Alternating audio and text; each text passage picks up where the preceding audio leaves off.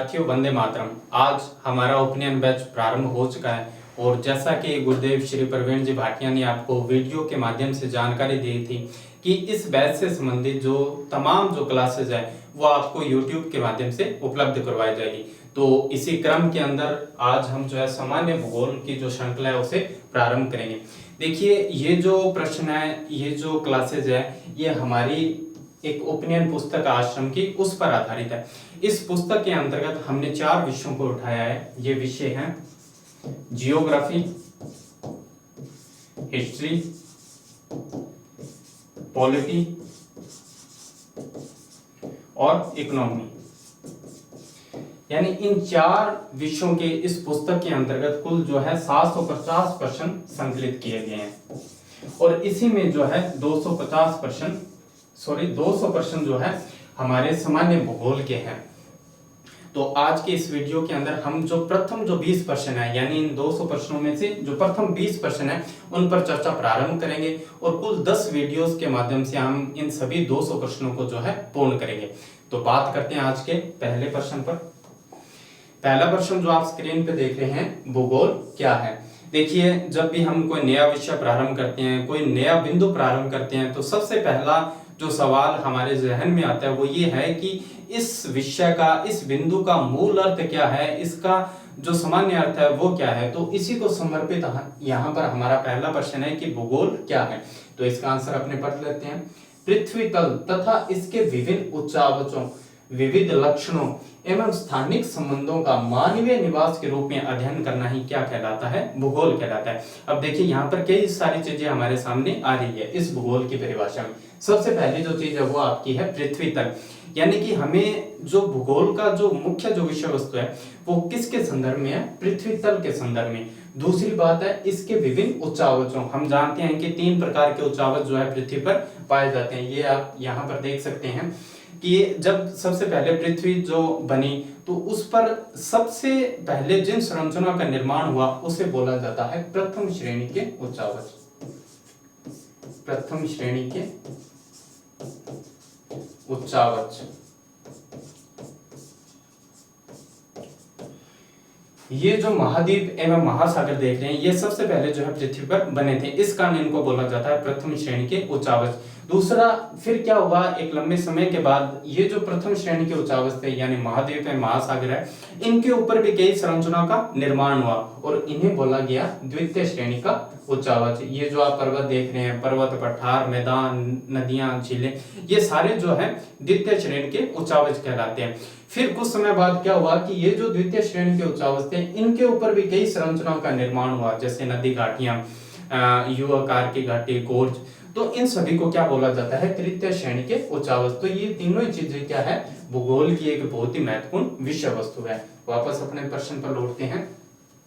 पहली चीज होगी पृथ्वी तल, दूसरा हो गया इसके विभिन्न उच्चावच, तीसरा है विविध लक्षणों। लक्षणों के अंतर्गत अपने पढ़ते हैं किसी क्षेत्र की जलवायु और कृषि, वहां की मृदा की क्या स्थिति है, तो ये क्या है, भूगोल के लक्षण कहलाते हैं। और चौथा है स्थानिक संबंधों। यहाँ बात आती है तुलनात्मक अध्ययन की। जब भारत की जलवायु की तुलना अमेरिका के जलवायु से की जाती है तो इस प्रकार जो है यहाँ पर तुलनात्मक अध्ययन भी भूगोल के अंदर किया जाता है। और लास्ट में सबसे जो महत्वपूर्ण चीज है वो है मानवीय निवास के रूप में। एक समय था जब भूगोल को केवल स्थलाकृतियों का अध्ययन ही माना जाता था, यानी केवल पर्वतों को अध्ययन करना, उनके बारे में जो है तथ्य जुटाना, वो ही क्या है मुख्यतः भूगोल के विषय वस्तु थी। लेकिन बाद में इस क्षेत्र पर प्रतिक्रिया हुई और इस पर प्रश्न चिन्ह लगाए गए कि इन निरर्थक स्थलाकृतियों का अध्ययन हम क्यों करें। तब जिस पक्ष पर बल दिया गया वो आपका था मानवीय निवास, यानी भूगोल केवल स्थलाकृतियों का अध्ययन नहीं है बल्कि ये किसी न किसी रूप में मानव को भी प्रभावित करता है और उसी को जो है इस भूगोल के विषय वस्तु माना गया। और इसका एक सबसे अच्छा उदाहरण हम देख सकते हैं कि मान लीजिए आज अगर अंटार्कटिका के अंदर बर्फ पिघलती है या ग्रीनलैंड में बर्फ पिघलती है तो उसका कहीं ना कहीं प्रभाव मुंबई में रहने वाले लोगों, न्यूयॉर्क में रहने वाले लोगों या जो जापान में रहने वाले लोग हैं उन पर भी क्या है पड़ेगा, क्योंकि ये जो है ग्लोबल वार्मिंग के तहत सभी क्या है जुड़े हुए हैं। तो इस प्रकार क्या है भूगोल की एक अच्छी परिभाषा क्या होगी कि हम स्थलाकृतियों का तो अध्ययन करेंगे लेकिन किसके संदर्भ में करेंगे, मानव के संदर्भ में करेंगे। ये आपका होता है भूगोल। बात करते हैं प्रश्न संख्या 2 की। भूगोल विषय के जनक किसे माना जाता है। दूसरा जो प्रश्न हमारे सामने है कि भूगोल का फादर यानी फादर ऑफ ज्योग्राफी कौन है, तो जो हिकेटियस है इन्हें जो है भूगोल का पिता जो है माना जाता था। हिकेटियस एक यूनानी विद्वान थे और उन्होंने 520 बीसी यानी 520 ईसा पूर्व एक किताब लिखी थी जिसका नाम है जेस पीरियोडोस। इसका जो अर्थ है इस पुस्तक का वो है पृथ्वी का अध्ययन। आप समझ गए होंगे कि इस किताब में सबसे पहले उन्होंने ये बताया कि ये पृथ्वी के बारे में इन्होंने जानकारी दी, इस कारण इनको जो है भूगोल का पिता कहा जाता है। लेकिन एक गलती हमें यह नहीं करनी है कि जो भूगोल शब्द है वो सबसे पहले किसके द्वारा दिया गया था, तो वो व्यक्ति देने वाले कौन थे, इरेटोस्थेनेस थे। ये भी यूनान के विद्वान थे और इन्होंने 200 ईसा पूर्व 200 बीसी ईसा पूर्व एक किताब लिखी जिसका नाम था जियोग्राफिया।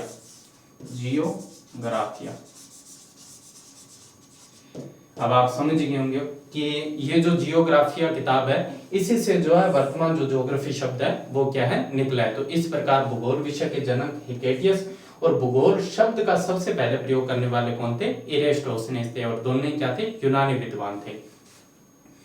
आगे अपने बात करते हैं प्रश्न संख्या 3 पर।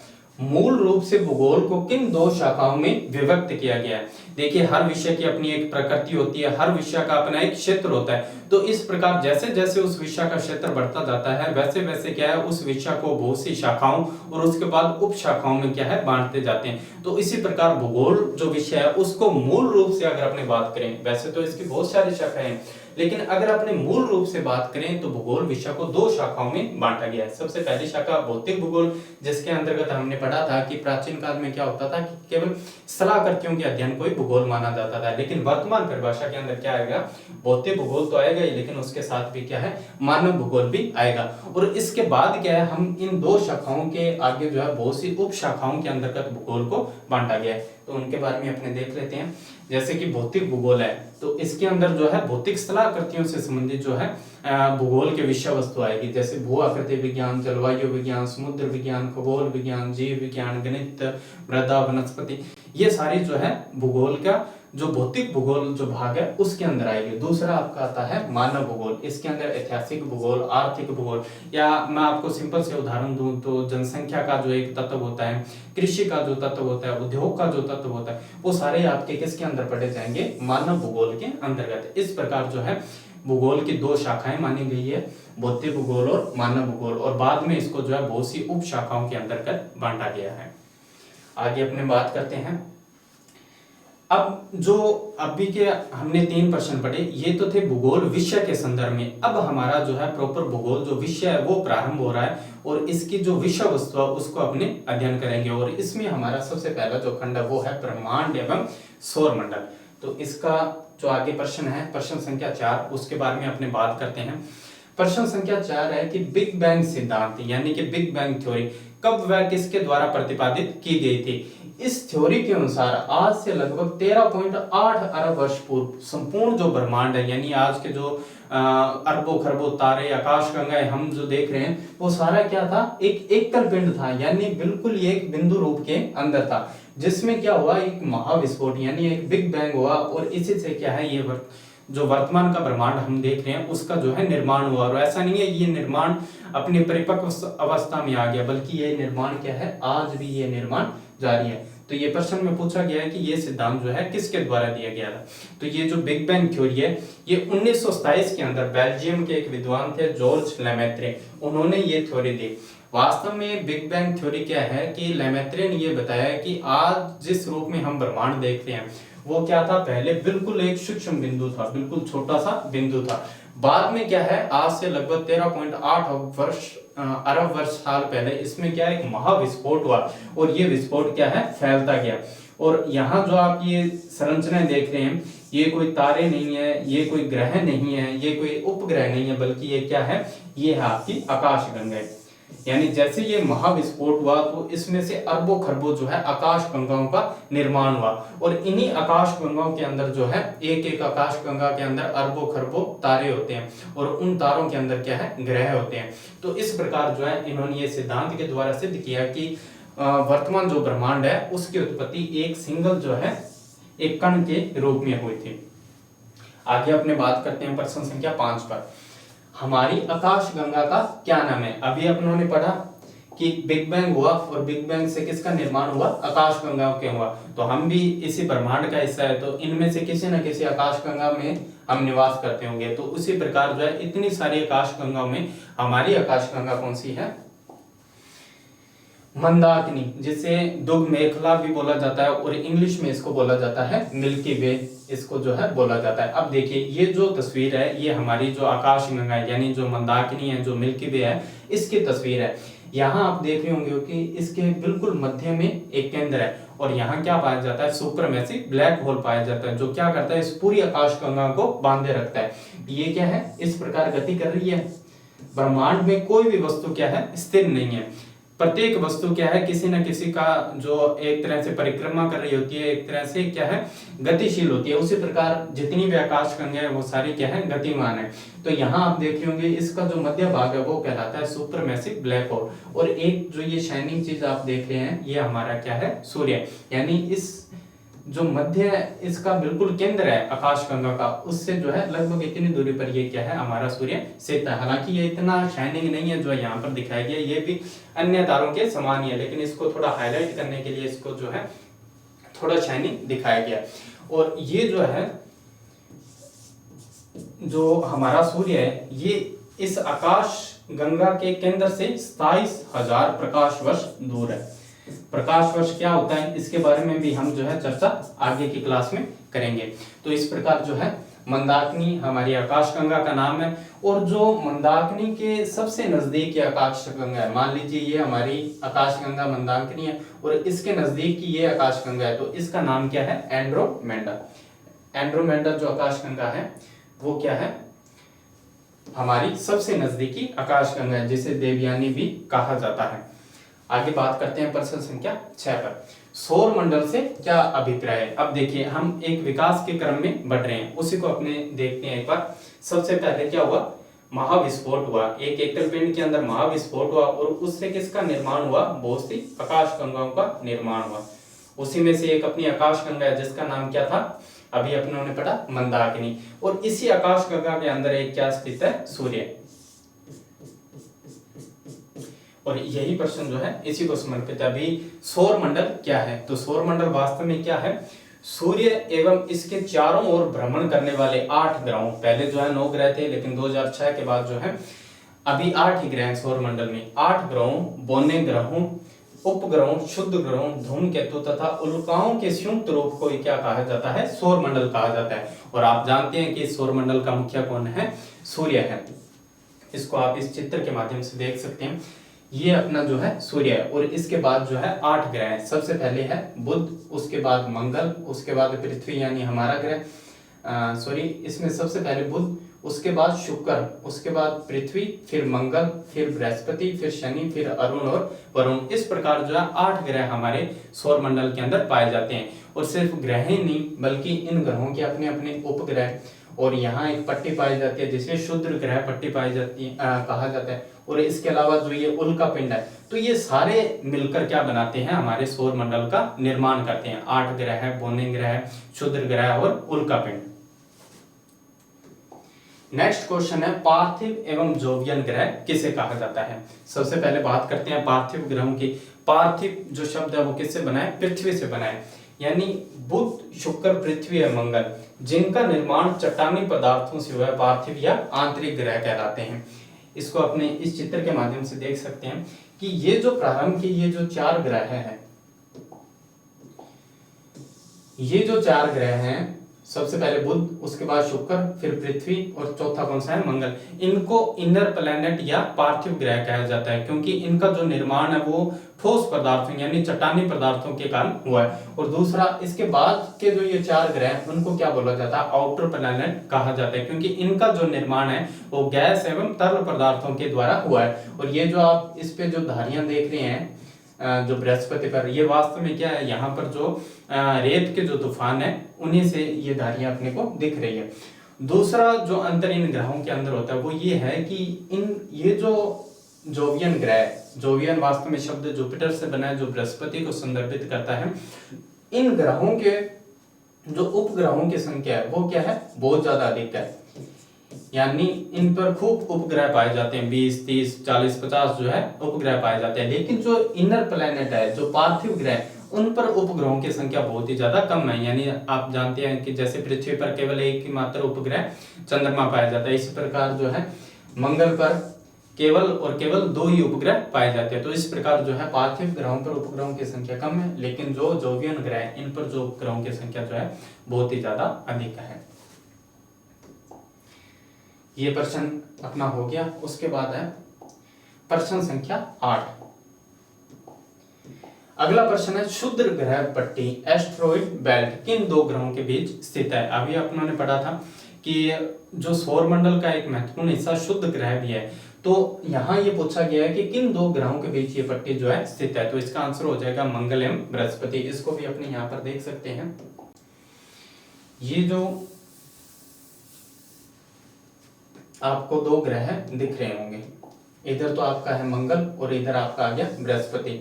इन दोनों ग्रहों के बीच यहाँ पर जो है एक पट्टी पाई जाती है जिसको बोला जाता है शुद्ध ग्रह पट्टी, जो क्या करती है जोवियन ग्रहों को, जो पार्थिव ग्रह उनसे क्या है अलग करती है। तो ये किन 2 ग्रहों के बीच है, मंगल और बृहस्पति, यानी मार्स और जुपिटर के बीच जो है ये पट्टी स्थित है। यह पट्टी पार्थिव एवं जोवियन ग्रहों को पृथक करती है।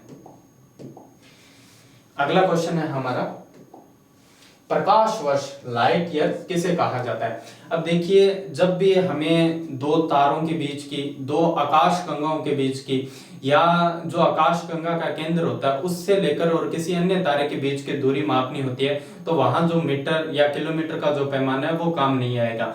वहां पर उस दूरी को मापने के लिए जिस पैमाने का यूज किया जाता है उसको क्या बोला जाता है, प्रकाश वर्ष कहा जाता है। अब प्रकाश वर्ष क्या होता है, देखिए जो प्रकाश की एक किरण होती है, जो कण होता है, वो 1 सेकंड के अंदर, यानी सिर्फ और सिर्फ 1 सेकंड में कितनी दूरी तय करता है, 3 लाख किलोमीटर।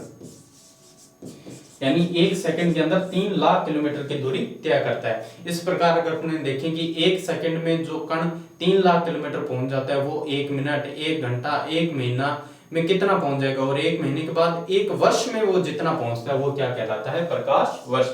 यानी प्रकाश का एक कण 1 वर्ष में कितनी दूरी तय करता है उसको वो क्या कहलाता है, प्रकाश वर्ष कहलाता है। और इस संदर्भ में इसकी गति क्या रहेगी, 3 लाख किलोमीटर प्रति सेकंड। जैसे इसका आप एक उदाहरण समझ सकते हैं, जो चंद्रमा की दूरी है वो पृथ्वी से लगभग जो है 3,84,000 किलोमीटर दूर है, यानी लगभग अपने मोटा मोटा माने तो 3 लाख किलोमीटर दूर है।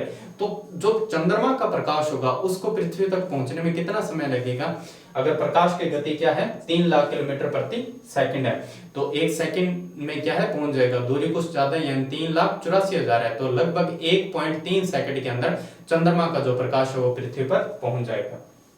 तो इसे बोला जाता है प्रकाश वर्ष। प्रकाश 1 सेकंड में, पढ़ लेते हैं इसको, लगभग 3 लाख किलोमीटर की दूरी तय करता है। इस प्रकार 1 वर्ष में प्रकाश द्वारा तय की गई दूरी प्रकाश वर्ष कहलाती है। विभिन्न तारों, आकाश गंगाओं एवं ब्रह्मांड के अन्य जो खगोलीय पिंड होते हैं उनके बीच का जो अगर अपने दूरी ज्ञात करनी है तो इसके लिए हम किसका यूज करेंगे, प्रकाश वर्ष का यूज करेंगे। जैसे अभी अपनों ने पढ़ा कि हमारी जो मंदाकिनी जो आकाश गंगा है उसके केंद्र से लेकर और जो हमारा जो सूर्य है उन दोनों के बीच की दूरी कितनी है, 27,000 प्रकाश वर्ष दूर है। यानी कि अगर हम एक प्रकाश के कण की जो स्पीड है उसके उस स्पीड पर भी हम चलें तो सूर्य से उस केंद्र तक पहुंचने में भी हमें क्या है 27,000 वर्ष जो है लग जाएंगे। आगे हमारा एक नया खंड प्रारंभ हो रहा है और जिसका शीर्षक क्या है, पृथ्वी। यानी अभी तक हमने सौर मंडल और जो ब्रह्मांड है उसके बारे में अध्ययन किया। अब अपने जो है एक नया खंड प्रारंभ हो रहा है, वो है पृथ्वी। तो इसका जो पहला प्रश्न है वो है सौर मंडल में पृथ्वी की क्या स्थिति है, यानी ये जो सौर मंडल है इसमें हमारी पृथ्वी की क्या स्थिति है। सबसे जो महत्वपूर्ण जो बात ये है कि सौर मंडल के अन्य सभी ग्रहों या अपने पूरे ब्रह्मांड की बात करें तो उन सभी जो खगोलीय पिंड है उनमें अगर ज्ञात रूप से कहीं पर जीवन विद्यमान है तो वो क्या है, पृथ्वी पर है। तो अगर अपने सौरमंडल में इसकी स्थिति देखें तो पृथ्वी सूर्य से दूरी के क्रम में तीसरा, यानी यहां से अगर अपने देखें तो सबसे पहले आपका आता है बुध, दूसरे नंबर पर शुक्र और तीसरे नंबर पर आपका कौन सा आता है, पृथ्वी ग्रह आता है। दूरी के क्रम में तीसरा और आकार में यह सौर मंडल का पांचवा सबसे बड़ा ग्रह है। यानी आकार की बात की जाए तो सबसे जो बड़ा ग्रह आपको पता है कौन सा है, जुपिटर यानी बृहस्पति, उससे छोटा शनि, फिर अरुण और उसके बाद जो है वरुण, और इन चारों के बाद जो पांचवा सबसे बड़ा जो सौर मंडल का ग्रह है वो कौन सा है, आपका पृथ्वी ग्रह है। इसका आकार जो है भू आब यानी जियोड प्रकार का है। देखिए पृथ्वी का जो आकार है नहीं तो वो पूर्णतः गोलाकार है, यानी इस प्रकार का भी इसका आकार नहीं, ना ही ये क्या है कोई अंडाकार है, बल्कि पृथ्वी का आकार जो कैसा है, एक भू आब प्रकार का है। ये भू आब कैसा होता है कि लगभग ये गोल है, लेकिन जो ध्रुव है यहां पर क्या है, इसका आकार थोड़ा सा चपटा हो जाता है, यानी ये क्या है थोड़ी सी मुंडी है। इस कारण क्या होता है कि जैसे अक्षांश रेखाएं हमारी होती है, तो जैसे ही हम भूमध्य रेखा से ध्रुवों की ओर बढ़ते हैं तो उनके बीच की दूरी जो है बढ़ती जाती है। उसका कारण यही होता है कि इसके जो ध्रुव है यहाँ पर क्या है, पृथ्वी थोड़ी सी चपटी होती है।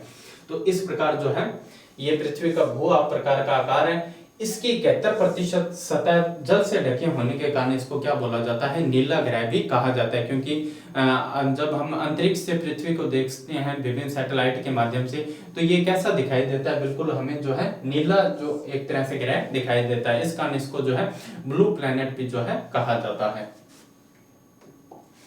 अगला प्रश्न है, पृथ्वी का परिक्रमण एवं परिभ्रमण काल लिखिए। हमें पता है पृथ्वी जो है दो प्रकार की गति करती है। पहली गति तो वो है कि पृथ्वी जो है सूर्य के चारों ओर लगभग 1 वर्ष के अंदर दीर्घवृत्ताकार कक्षा के अंदर क्या करती है, चक्कर लगाती है। इस जो चक्कर है इसको क्या बोला जाता है, पृथ्वी की परिक्रमण अवधि। और इसका जो अवधि है वो लगभग 365 दिन की होती है। अगर अपने इसको शुद्ध रूप में देखें तो वो क्या है, 365 दिन 5 घंटे 48 मिनट और 46 सेकंड। ये तो होता है पृथ्वी का परिक्रमण काल। और ये जो इसकी जो कक्षा होती है वो कैसी होती है, दीर्घवृत्ताकार होती है, दीर्घवृत्ताकार, और लगभग जो है 94 करोड़ किलोमीटर। सूर्य से पृथ्वी की दूरी जो है 15 करोड़ औसतन किलोमीटर है। लेकिन ये जो पथ जिसके ऊपर जो है पृथ्वी सूर्य की परिक्रमा करती है, ये जो है 94 किलोमीटर का 94 करोड़ किलोमीटर का पथ है। और जब ये परिक्रमा करती है तो इसकी जो स्पीड होती है वो 1,07,000 किलोमीटर प्रति घंटा। यानी जो पृथ्वी की गति है अपनी परिक्रमा के दौरान लगभग 1,00,000 किलोमीटर प्रति घंटे के हिसाब से जो है पृथ्वी गति करती है।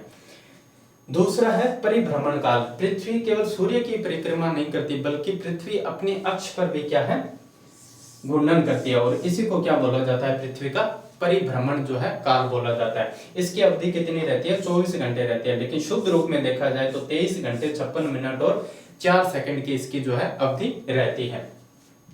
और इसका प्रभाव क्या होता है, परिक्रमण गति के कारण हम जानते हैं कि पृथ्वी पर जो ऋतुएं बनती है, सर्दी, गर्मी या वर्षा ऋतु, वो किसके कारण होती है, परिक्रमण काल के कारण। और दूसरा परिभ्रमण काल के कारण आप जानते हैं कि पृथ्वी पर जो दिन रात जो बनता है वो किसके कारण बनते हैं, इसी के कारण बनते हैं। आगे अपने बात करते हैं लीप वर्ष क्या है। देखिए ये जो प्रश्न है ये पिछले प्रश्न से जुड़ा हुआ है, हालांकि जो सभी प्रश्न है वो सभी क्या है, आपस में जुड़े हैं। तो लीप वर्ष पर चर्चा करने के लिए अपने वापस इस प्रश्न पे आते हैं। पृथ्वी का परिक्रमण काल कितना है, शुद्ध रूप में देखें तो 365 दिन और लगभग 6 घंटे, यानी 365 दिन और 6 आवर। अब देखिए आपने गौर किया होगा कि एक वर्ष के अंदर कितने दिन होते हैं, 365 दिन होते हैं। तो हम क्या करते हैं कि अपनी सुविधा के लिए ये जो एक्स्ट्रा 6 घंटे है इसको क्या है, हटा देते हैं और पूरा वर्ष अपने कितना का रखते हैं, 365 दिनों का रखते हैं। लेकिन क्या होता है कि 4 सालों के अंदर ये जो 6 घंटे है ये सभी जुड़कर क्या बन जाते हैं, जैसा कि आप यहाँ देख रहे हैं कि ये जो 6 घंटे है, पहले साल के 6 घंटे, दूसरे साल के 6 घंटे, तीसरे के और चौथे के, सभी मिलकर जो है 24 घंटे बन जाते हैं। और 24 घंटों का अपने आप में क्या होता है, एक पूरा दिन होता है। तो हम क्या करते हैं कि ये जो 24 घंटे होते हैं जब ये मिल जाते हैं तो इसको एक पूरा दिन बना देते हैं और उस जो वर्ष को यानी प्रत्येक चौथे वर्ष को क्या कहते हैं 365 दिनों की जगह 366 दिनों का करते हैं। और ये जो एक एक्स्ट्रा दिन होता है वो आपको पता है कब किस में जोड़ दिया जाता है, फरवरी महीने में जोड़ दिया जाता है। इसी कारण क्या होता है कि फरवरी जो होता है हर चौथे वर्ष क्या होता है 28 के बजाय 29 दिन का होता है। और ये जो वर्ष जिसमें फरवरी 29 दिन का होता है उसे क्या बोला जाता है, लीप वर्ष बोला जाता है। इसको चाहे तो अपने पढ़ सकते हैं। पृथ्वी को सूर्य की परिक्रमा करने में 365 दिन एवं 6 घंटे लगते हैं, परंतु प्रत्येक कैलेंडर वर्ष में 365 दिन ही होते हैं। इस प्रकार प्रत्येक वर्ष 6 घंटे की अवधि जो है अधिशेष के रूप में बच जाती है। 4 वर्षों में यह अवधि इकट्ठी होकर यानी कुल 24 घंटे बन जाते हैं, जिसे प्रत्येक चौथे वर्ष फरवरी माह के अंत में जोड़ दिया जाता है, जिससे प्रत्येक चौथा वर्ष 366 दिन का होता है और इसे जो है लीप वर्ष कहा जाता है। अगर हम लीप किसी भी वर्ष के अंदर अगर हम 4 का भाग देते हैं और वह भाग पूरा जाता है यानी कोई जो है शेषफल शून्य नहीं बचता तो उसको क्या बोला जाता है, लीप वर्ष जो है बोला जाता है। अभी जो है 2020 का लीप वर्ष गया और इसके बाद जो है 2024 का लीप वर्ष आएगा और इस दिन जो है फरवरी जो है 29 डेज की होगी। और आपको पता है भारत के भूतपूर्व प्रधानमंत्री श्री मोरारजी देसाई का जन्म भी जो है 29 फरवरी को हुआ था। इस कारण वो अपना जो जन्मदिन है वो 4 साल में एक ही बार जो है मना पाते थे, क्योंकि 29 फरवरी आपको पता है 4 वर्षों में केवल एक ही बार आती है। बात करते हैं प्रश्न संख्या 13 पर। पृथ्वी के एकमात्र प्राकृतिक उपग्रह का क्या नाम है एवं यह पृथ्वी से कितनी दूरी पर स्थित है। हमें पता है कि सौर मंडल में जब पृथ्वी है उसका केवल और केवल एक ही मात्र उपग्रह है और उसका नाम क्या है, चंद्रमा। बृहस्पति पर खूब है, मंगल पर जो है 2 उपग्रह, लेकिन पृथ्वी का एकमात्र उपग्रह कौन सा है, चंद्रमा है। इसकी पृथ्वी से औसत दूरी की बात की जाए, जो दूरी है वो क्या है, बदलती रहती है, लेकिन जो औसतन जो दूरी है वो कितनी है, 3,84,000 किलोमीटर है। और ये जो चंद्रमा आप देख रहे हैं ये वास्तव में किससे प्रकाश ग्रहण करता है, सूर्य से। चाहे पृथ्वी हो या चंद्रमा, इनका स्वयं का प्रकाश नहीं, ये क्या है, सूर्य से प्रकाश ग्रहण करते हैं। तो ये जो सूर्य की किरणें हैं जब ये सूर्य से प्रकाश ग्रहण करता है तो पृथ्वी के किसी हिस्से से इसका केवल कुछ भाग ही हमें जो है, जो प्रकाशमान भाग है जो है दिखाई देता है। और दूसरा जो चंद्रमा का जो परिक्रमण काल है, यानी ये जो पृथ्वी की परिक्रमा करता है लगभग 27.5 दिनों में, उतने इसका क्या है, परिभ्रमण काल है। तो इससे होता ये है कि हमें जो है चंद्रमा की कि एक समय में एक हिस्सा जो है इसका दिखाई देता है और ये एक निश्चित रूप से क्या है, बदलता रहता है। और इसी पर आधारित बहुत सारे जो है कैलेंडर भी बनते हैं। अगला प्रश्न है, उपसौर, अपसौर, अपभू, उपभू और अपभू क्या है। देखिए 4 स्थिति हमने यहाँ पर देखी, 2 तो है उपसौर और अपसौर और 2 है उपभू और अपभू। इनका सिंपल सा अगर अपने देखें तो ये है कि जो पृथ्वी है वो क्या है, सूर्य की परिक्रमा करती है और चंद्रमा जो है पृथ्वी की परिक्रमा करता है। तो इस परिक्रमण काल के अंतर्गत एक समय ऐसा आता है जब पृथ्वी जो है सूर्य के बहुत ही ज्यादा नजदीक होती है, तो उस स्थिति को क्या बोला जाता है, उपसौर जो है कहा जाता है। और अपसौर इसके बिल्कुल विपरीत हो जाएगा कि जब पृथ्वी अपनी परिक्रमा के दौरान सूर्य से सर्वाधिक दूरी पर होती है तो उसको क्या बोला जाता है, अपसौर बोला जाता है। सूर्य से पृथ्वी की जो औसत दूरी है वो हमें पता है कितनी है, 15 करोड़ किलोमीटर है। यानी सूर्य और पृथ्वी के बीच की औसत दूरी 15 करोड़ किलोमीटर है। लेकिन जब यह पृथ्वी अपनी परिक्रमण काल के दौरान सूर्य के सबसे नजदीक होती है तब यह जो दूरी है वो 14.7 करोड़ किलोमीटर ही रह जाती है। इस कारण जो ये जो स्थिति है वो क्या होती है, उपसौर की होती है। उप का अर्थ भी क्या होता है, समीप होता है। तो इससे आप याद रख सकते हैं कि जब पृथ्वी सबसे ज्यादा नजदीक होती है तो वो कौन सी स्थिति है, उपसौर। और ये स्थिति प्रति वर्ष कब बनती है, 3 जनवरी को जो है बनती है। इस समय जो सूर्य जो है दक्षिणायन होता है, इस कारण वहां पर जो है काफी गर्मी होती है। दूसरा अपसौर, पृथ्वी की वह स्थिति जिसमें वह अपने परिक्रमण काल के दौरान सूर्य से अधिकतम दूरी यानी 15.2 करोड़ किलोमीटर होती है, यानी इससे जो है ज्यादा होती है, तो वो अपसौर कहलाती है। और ऐसी स्थिति प्रतिवर्ष कब बनती है, 4 जुलाई को जो है बनती है। उसके बाद है उपभू और अपभू। जैसे पृथ्वी की दूरी बदलती रहती है उसी प्रकार चंद्रमा और पृथ्वी की भी दूरी जो है बदलती रहती है। तो पृथ्वी की परिक्रमा के दौरान जब चंद्रमा की दूरी पृथ्वी के निकटतम यानी 3,56,000, और आपने अभी पढ़ा था कि पृथ्वी और चंद्रमा की औसत दूरी कितनी है, 3,84,000 किलोमीटर। जब निकटतम यानी कि इससे कम होकर 3,56,000 किलोमीटर रह जाती है तो उसको बोला जाता है उपभू या पेरिथी। और अपभू इसका विपरीत हो जाएगा कि जब पृथ्वी की परिक्रमा के दौरान चंद्रमा एवं पृथ्वी के मध्य की दूरी अधिकतम यानी 4,06,700 किलोमीटर होती है तो इस स्थिति को क्या बोला जाता है, अपभू जो है बोला जाता है। आपको बस इतना ही याद रखना है कि उप का अर्थ होता है समीप और अप का होता है दूर। उसके बाद ये आप ये दोनों क्वेश्चन जो है सही कर जाएंगे। बात करते हैं प्रश्न संख्या 15 पर, अक्षांश व देशांतर जो है किसे कहते हैं। देखिए पृथ्वी पर हमें किसी भी स्थान की अवस्थिति पता करनी है, पूरी पृथ्वी पर वो कहाँ स्थित है, तो इसके लिए अक्षांश और देशांतर बहुत ही ज्यादा जो है महत्वपूर्ण है। तो अपने पढ़ लेते हैं। सबसे पहले अक्षांश लैटिट्यूड, पृथ्वी के केंद्र से भूमध्य रेखा के उत्तर या दक्षिण में किसी भी स्थान की कोणीय दूरी उस स्थान का अक्षांश कहलाती है। पृथ्वी पर कुल जो है 180 अक्षांश है। अब इसको आप समझिए, ये जो है ये अक्षांश रेखाएं हैं, ये आपकी पृथ्वी है और ये आपकी है भूमध्य रेखा। अब मान लीजिए यहाँ पर एक हम डी रखते हैं जो हम जो है प्रयोग करते हैं, तो यहाँ से जब इनकी कोणीय दूरी मानेंगे, मान लो ये 1 डिग्री है और इधर से भी अपने मानेंगे ये भी क्या है 1 डिग्री है, तो यहाँ ये जो पूरी रेखा है यहाँ पर इन सभी अंशों की माप कितनी होगी, 1 डिग्री होगी, यानी क्या है समान होगी। तो इन्हें क्या बोला जाता है, इन्हें जो है अक्षांश बोला जाता है। और जब हम दो समान अक्षांशों को मिलाते हैं तो हमें क्या प्राप्त होती है, अक्षांश रेखाएं प्राप्त होती है। और पृथ्वी पर कुल जो है 180 अक्षांश होते हैं, 90 ऊपर में और 90 क्या है नीचे होते हैं। दूसरी चीज है देशांतर, ये जो आप देख रहे हैं ये सभी क्या है देशांतर, ये देशांतर रेखाएं हैं। प्रधान याम्योत्तर जो 0 डिग्री जो लाइन है जो लंदन के जो ग्रीनविच स्थान है वहां से गुजरती है कि पूर्व या पश्चिम में स्थित किसी स्थान की कोणीय दूरी क्या कहलाती है, देशांतर कहलाती है। पृथ्वी पर जो है कुल जो है 360 देशांतर है। अब इसमें क्या होता है कि किसी भी बिंदु से अपने क्या कर सकते हैं 360 जो है रेखाएं खींच सकते हैं। इस प्रकार यहाँ भी इसको आप मान लीजिए उत्तरी ध्रुव और इसको जो है दक्षिणी ध्रुव। तो जब हम इन रेखाओं को आपस में इस प्रकार जो है मिला देते हैं तो यहाँ जो संरचना अपने को प्राप्त होती है उसको क्या बोला जाता है, देशांतर जो है बोला जाता है। और पृथ्वी पर कुल कितने देशांतर है, कुल जो है 360 देशांतर है। लेकिन जब ये देशांतर यानी ये जो देशांतर जो रेखा है इसके साथ मिल जाती है तो ये एक देशांतर वृत्त का निर्माण करते हैं। और जब पूछा जाए कि पृथ्वी पर कुल कितने देशांतर वृत्त है तो जब 360 देशांतर आपस में मिलकर यानी 360 देशांतर रेखाएं आपस में मिलकर एक वृत्त बनाएगी तो कुल जो है कितने देशांतर वृत्त बनेंगे, 180 जो है देशांतर वृत्त बनेंगे। तो ये है अक्षांश और देशांतर। अगला प्रश्न है अक्षांश रेखाएं किसे कहते हैं। देखिए अक्षांश और अक्षांश रेखाएं दोनों में क्या है अंतर होता है। ये अपनों ने अभी पढ़ा कि भूमध्य रेखा के उत्तर या दक्षिण में समान कोणीय माप, ये जो है इनका कोणीय माप होता है 1 डिग्री 2 डिग्री 3 डिग्री 4। जब हम इन समान अक्षांश वाले स्थानों को मिलाते हैं यानी 1 डिग्री अक्षांश के स्थानों को मिलाएंगे तो वो क्या कहलाता है, अक्षांश रेखाएं कहलाती है। इसको अपने पढ़ लेते हैं।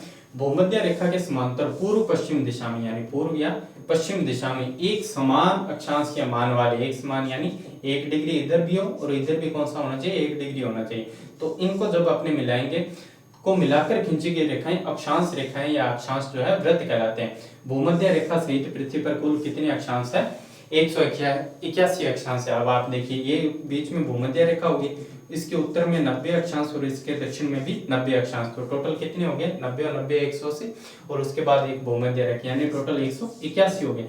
लेकिन क्या होता है कि जैसे ही हम ध्रुवों से भूमध्य रेखा की ओर जाते हैं तो ये जो अक्षांश वृत्त होते हैं इनका जो लंबाई है वो क्या है कम होती जाती है। और ध्रुवों पर एक स्थान ऐसा आता है 90 डिग्री जो अक्षांश रेखा है वो क्या है एक तरह से बिल्कुल बिंदु रूप में रह जाती है। तो कई बार ये माना जाता है कि अक्षांश रेखाओं की कुल संख्या कितनी है 179 है, क्योंकि 90 डिग्री उत्तर और 90 डिग्री दक्षिण क्या होगा एक बिल्कुल बिंदु रूप में होता है। तो इसका जो है 189 भी मानी जाती है। लेकिन इसकी जो मानक संख्या वो आपको कितनी याद रखनी है 181 रखनी है। 90 जो है ऊपर 90 नीचे और जो 181 में है वो आपका हो जाएगी भूमध्य रेखा। आगे है देशांतर रेखाएं किसे कहा जाता है, इसको अपने पढ़ लेते हैं। वास्तविक उत्तर दक्षिण दिशा में, यानी कि उत्तर और दक्षिण, वास्तविक उत्तर दक्षिण दिशा में समान देशांतरीय मान वाले, हम जानते हैं कि एक बिंदु से जो है 360 रेखाएं खींचे जा सकते हैं, उसी प्रकार यहाँ पर भी। तो समान देशांतरीय मान वाले स्थानों को मिलाकर खींची गई रेखाएं आप क्या कहलाती है? उत्तरी व दक्षिण ध्रुव बिंदुओं को मिलाकर खींची गई रेखाएं देशांतर रेखाएं या देशांतर जो है वृत्त कहलाते हैं। इनकी कुल संख्या जो है 360 होती है। अभी अपने इसके बारे में पढ़ा था कि एक जो देशांतर रेखा है, दो देशांतर रेखाएं आपस में मिलकर क्या बनाती है? एक देशांतर वृत्त का निर्माण करती है। तो जब बात है देशांतर रेखाओं की तब वो तो होगी 360, और जो जब बात है देशांतर वृत्तों की तब वो कितनी हो जाएंगी? 180। और इनका उपयोग क्या होता है देशांतर रेखाओं का? इनका उपयोग होता है पृथ्वी पर समय की जो है गणना करना, यानी समय का एक तरह से ये सूचक होती है जो हमें ये बताती है कि जैसे जैसे हम देशांतर की तरफ बढ़ते हैं या पूर्व की तरफ बढ़ते हैं तो यहाँ समय जो है बढ़ता जाता है, और जैसे जैसे हम पश्चिम की तरफ बढ़ते हैं तो समय क्या है? घटता जाता है। यानी इसके आधार पर जो है गणना की जाती है समय की। और जो 0 डिग्री जो रेखा होती है, 0 डिग्री जो देशांतर रेखा होती है, उसे जो है प्रधान यामांतर भी कहा जाता है। इसके बारे में अपने पढ़ेंगे प्रश्न संख्या 18 में। ग्रीनविच क्या है? अब देखिए ग्रीनविच क्या है कि जो प्रधान जो यामांतर रेखा है, यानी 0 डिग्री जो रेखा है उसको क्या बोला जाता है? ग्रीनविच बोला जाता है। 0 डिग्री देशांतर रेखा या प्रधान यामांतर रेखा जो लंदन के किस स्थान पर है? ग्रीनविच नामक स्थान पर है।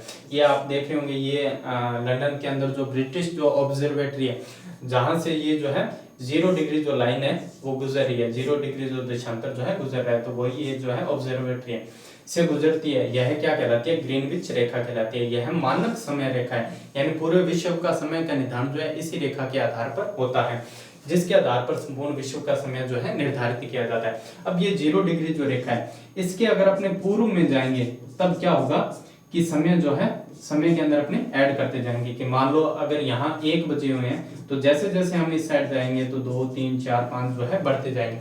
लेकिन अगर मान लो हम इसके पश्चिम की तरफ आते हैं तब क्या होगा? हमें समय को माइनस करना होगा। यानी यहाँ पर अगर 1 बजा हुआ है 0 डिग्री पर, तो इधर जो है 12 बजेंगे, उसके बाद जो है 11। जैसे जैसे आगे बढ़ेंगे तो समय क्या है? कम होता जाएगा। इसका कारण क्या है कि प्रत्येक 1 डिग्री देशांतर पर, चाहे आप किसी साइड क्रॉस करो, कितने मिनट का अंतर आएगा? 4 मिनट का जो है अंतर आता है, यानी 4 मिनट जो है बढ़ जाते हैं। अगर अपने पूर्व में जाएंगे तो प्रत्येक 1 डिग्री पर जो है 4 मिनट की वृद्धि होती जाएगी, और पश्चिम में आएंगे तो प्रत्येक 1 डिग्री पर 4 मिनट की हमें जो है कमी करनी पड़ेगी। अगला प्रश्न है अंतरराष्ट्रीय तिथि रेखा, इंटरनेशनल डेट लाइन क्या है? जैसे जो 0 डिग्री जो रेखा है जो यहाँ से लगभग गुजरती है, जो लंदन का जो ग्रीनविच स्थान है या फ्रांस और स्पेन से भी ये रेखा जो है गुजरती है, तो ये तो आपकी 0 डिग्री, और इसके जस्ट जो बैक साइड जो रेखा है वो आपकी कौन सी है? 180 डिग्री। इसको क्या बोला जाता है? इसको अंतरराष्ट्रीय तिथि रेखा भी बोला जाता है। तिथि रेखा क्यों बोला जाता है? क्योंकि यह एक ऐसी रेखा है जो पृथ्वी पर दिन को विभाजित करती है। यानी अगर यहाँ पर सोमवार है तो यहाँ पर क्या होगा? मंगलवार। यानी ये पृथ्वी पर जो है दिनों को बांटती है, तो इसे क्या बोला जाता है? प्रधान जो पश्चिम 180 डिग्री पूर्वी या पश्चिमी देशांतर रेखा जो है कहा जाता है, और इसे अंतरराष्ट्रीय तिथि रेखा बोला जाता है क्योंकि ये पृथ्वी पर दिन का जो है निर्धारण करती है। प्रशांत महासागर में बेरिंग सागर सबसे ऊपर, चुकसी सागर, उसके बाद बेरिंग सागर में ये रेखा जो है गुजरती है। अब देखिए ये जो रेखा आप देख रहे होंगे, जितने भी देशांतर रेखाएं आपने देखी होगी सभी क्या है? एक तरह से सीधी है, लेकिन ये जो रेखा है इसको सीधी न बनाकर एक तरह से टेढ़ा बनाया गया है। इसका कारण क्या है? इसका कारण ये है कि ये जो रेखा है ये किसका विभाजन करती है? दिन को बांटती है। कि मान लो यहाँ इस रेखा के इस साइड अगर रविवार है तो इधर क्या है? सोमवार होगा। तो जब जो है मान लो यहाँ कोई आइलैंड है इसके बीचों बीच, तो अगर मान लो उसी आइलैंड पे एक तरफ तो क्या होगा? रविवार, और दूसरी तरफ जो है सोमवार होगा, तो इससे क्या वो चीज सही नहीं होगी। इस कारण इन्होंने क्या किया कि विभिन्न देशों में एक ही दिन में एक ही समय रहे, तो इसको जो है थोड़ा टेढ़ा बना दिया ताकि जो है जो आइलैंड होते हैं उन पे क्या है? समय की एक रूपता बनी रहे। तो इस प्रकार जो है ये समय का निर्धारण इसके द्वारा किया जाता है। और आज का अंतिम अपना प्रश्न है आज की क्लास का, भारत का मानक समय यामांतर क्या है? अभी अपनों ने जो चर्चा की थी कि लंदन का जो ग्रीनविच नामक स्थान है वहां से एक रेखा गुजरती है जिसे अपनों ने क्या नाम दिया था? ग्रीनविच रेखा दिया था, जो क्या है 0 डिग्री पर स्थित है। फिर अपनों ने बात की थी कि जैसे हम 1 डिग्री देशांतर क्रॉस करते हैं तो कितने मिनट जो है बढ़ जाते हैं, 4 मिनट जो है बढ़ जाते हैं। अब इसी आधार पर जो है भारत के समय की गणना की जाती है। भारत का मानक समय यामांतर क्या है, 82.5 डिग्री पूर्वी देशांतर, यानी कि भारत किस गोलार्ध में स्थित है, पृथ्वी के पूर्वी गोलार्ध में।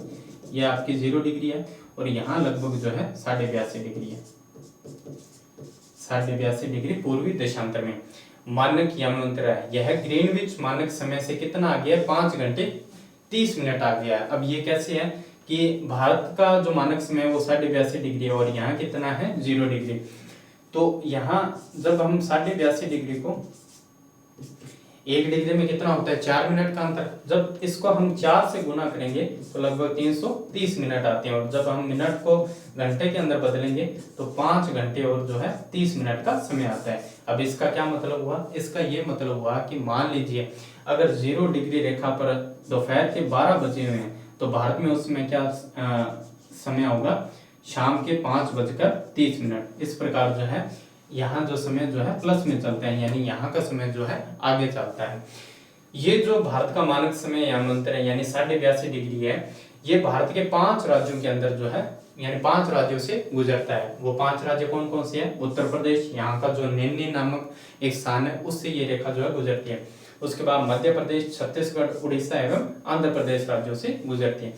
एक चीज आपने देखी होगी कि भारत का अगर अपने देशांतरीय विस्तार की बात की जाए तो वो कितना है, 68.7 से 97.25।